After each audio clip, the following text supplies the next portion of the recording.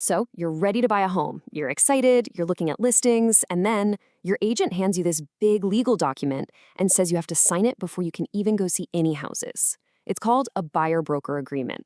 And yeah, it can feel like a huge, confusing roadblock. But what if it's actually the very thing that protects you the most? Let's break it all down. This is the number one question home buyers have right now. Why on earth do I have to sign a formal contract just to walk through a few properties? It feels totally new, kind of weird, and honestly, it's causing a lot of stress. But there is a really, really good reason for it, and we're going to get to the bottom of it. I promise. All right, here's our game plan. First, we'll talk about why this is suddenly a requirement. Then, and this is the most important part, we'll cover the huge difference between being a customer and a client. After that, we'll follow the money, how your agent actually gets paid. We'll even tackle the big what if, like what happens when a seller refuses to pay. And finally, we'll glance at the fine print so you know exactly what you're signing.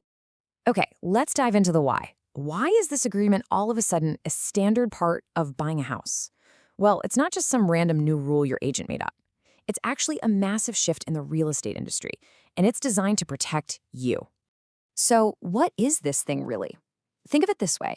A buyer-broker agreement is basically an official we're on the same team contract. It formally says you're my agent and you are working for me, the buyer.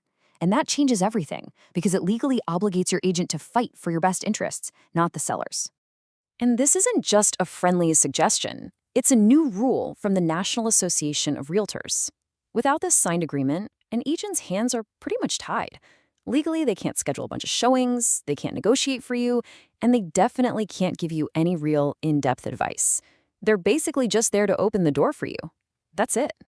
And that brings us to what is, without a doubt, the most important shift in this whole conversation, the difference between being a customer and becoming a client. This might sound like just words, but trust me, it's a total game changer. Okay, you really need to see this. On the left, without an agreement, you're considered just a customer. This means that the agent showing you homes is technically working for the seller. Their legal duty is to get the best deal for the person selling the house. And get this, anything you tell them, like your top budget or how much you love the house, isn't confidential. They could use it in the seller's favor. But now look at the right. Once you sign that agreement, you become a client. Now that agent is your advocate. They are legally bound to represent your best interests, and everything you discuss is completely confidential. It's a massive difference. All right, let's address the elephant in the room, the money. This is the part that makes everyone a little nervous, right? How does my agent get paid? Am I going to be stuck with a huge bill? Let's clear this up, because the good news is it's way less scary than it sounds. So, this almost always plays out in one of two ways. In the most common scenario, the seller offers to pay your agent's commission right from their proceeds. You'll know this amount right up front, no surprises. But what if they don't offer it? No big deal. In that case, we simply write the fee into your offer and negotiate for the seller to cover it. It's a totally standard part of the process. But okay, let's talk about that nagging what-if scenario. What if the seller just flat out says, nope, not paying it? This is the fear that keeps some buyers up at night, so let's tackle it head on. The reality is you have options, and you're always in control. So what really happens if a seller digs in their heels and just refuses to pay your agent's fee? First of all, it's pretty rare. But if it does happen, the most important thing to know is that you will know about this before you even make an offer. You're never going to be blindsided by a surprise fee. Because there are no surprises, you and your agent can just get creative. For example, you could simply lower your offer price on the house to free up cash for the fee. Or you can ask the seller for a credit towards your closing costs. It's all just about moving numbers around to make it work. Again, you'll never be hit with an unexpected bill at the end. And here's the funny part. One agent I was talking to put it perfectly. He said, funny, because even when they refuse to pay the commission directly, they're still paying it. They just end up giving a credit at closing, which is basically the same thing. It's just a little bit of accounting gymnastics. So let me just say this loud and clear to put your mind at ease. The bottom line is this.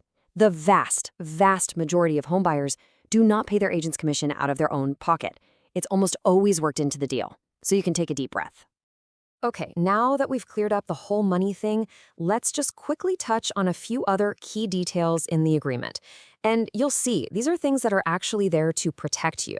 The agreement will specify a length of time, usually around a year, so you're not locked in forever. But here's the absolute best part. Your agent only gets paid if and when you successfully close on a home. If you look for 6 months and decide buying isn't for you, guess what? You don't owe them a dime. No purchase means no pay. It's as simple as that. So when you step back and look at the big picture, this agreement isn't some scary obstacle. It's your shield. It gives you total clarity on how everyone gets paid. It guarantees your confidentiality. It ensures you have a true advocate on your side. And it gives you a powerful layer of protection for what is probably the biggest investment of your life. So I'll just leave you with this question.